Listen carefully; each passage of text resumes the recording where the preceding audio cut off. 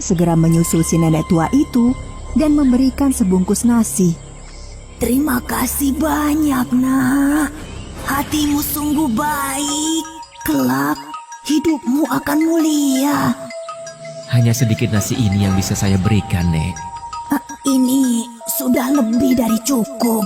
Orang tua sepertiku tidak butuh makan yang banyak. Nah, nanti malam kalau hujan mulai turun, segeralah pergi dari desa ini. Jangan memberitahu siapapun sebelum nanti malam. Dan ajaklah semua warga desa.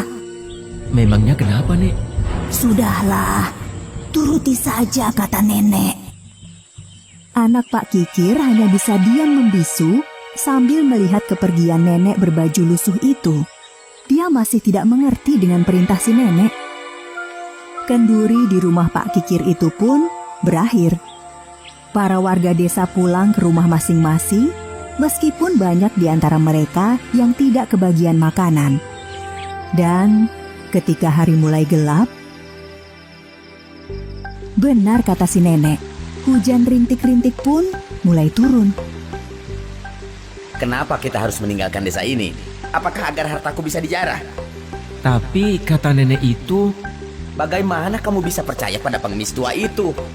Apakah kamu sudah tidak waras? Hah? Ini hanya hujan biasa seperti hujan-hujan sebelumnya.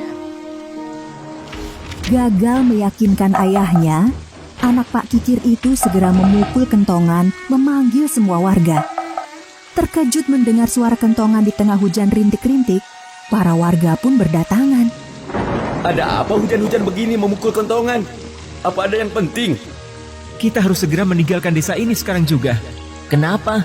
Suara petir dan kilat menyambar. Kalian segeralah pergi dari desa ini. Cepat, sebelum terlambat. Nenek, bukankah kau yang tadi siang? Iya benar. Sekarang pergilah kalian semua dari desa ini sebelum terlambat. Para penduduk desa tidak membantah lagi. Mereka berbondong-bondong meninggalkan desa. Sementara itu, Pak Kikir bersikeras tidak mau meninggalkan desa. Dia tetap berada di rumahnya menjaga hartanya yang melimpah. Hujan semakin deras, disertai kilat yang menyambar-nyambar.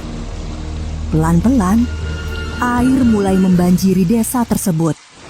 Ketika air semakin meninggi, Pak Kikir pun mulai panik. Tolong! Tolong! Namun sudah terlambat. Pak Kikir tenggelam bersama semua hartanya. Pagi harinya, dari puncak sebuah bukit, para warga desa melihat desa mereka yang sekarang sudah tenggelam dan berubah menjadi danau. Mereka semua sangat sedih.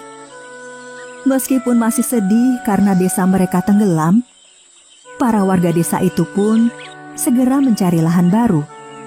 Anak Pak Kikir diangkat menjadi pemimpin desa. Di lahan baru tersebut, anak Pak Kikir membagikan tanah secara adil kepada semua warga. Para warga sangat menghormati dan mematuhi perintah dari anak Pak Kikir. Mereka pun bergotong royong membangun saluran irigasi. Dalam perkembangannya, desa tersebut menjadi makmur dengan sawah-sawah yang subur dan saluran irigasi. Desa tersebut kemudian dikenal dengan Anjuran, karena warga yang mematuhi anjuran pemimpinnya. Dengan sistem pengairan yang baik, desa tersebut kemudian bernama Cianjur. Ci dalam bahasa Sunda artinya adalah air.